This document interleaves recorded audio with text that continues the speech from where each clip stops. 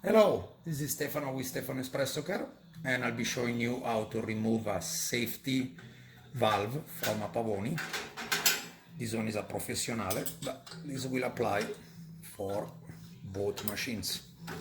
Skinny wrench, socket. I actually normally do a loosening whack, just like that. Once that's loosened, you'll have the old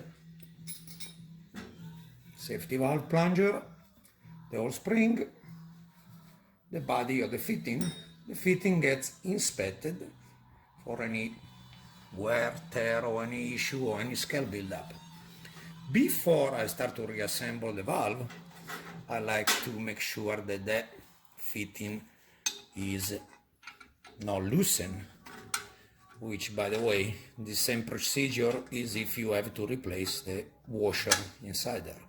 You need a special wrench, which we sell on our webpage.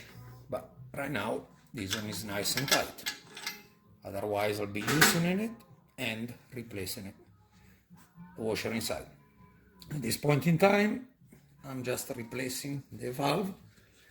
I will be cleaning this before rebuilding it for real, but for the purpose of this video, I'm just showing you how it gets put back together.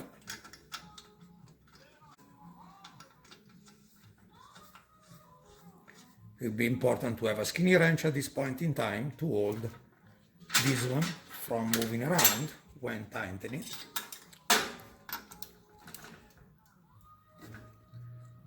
And the job is done.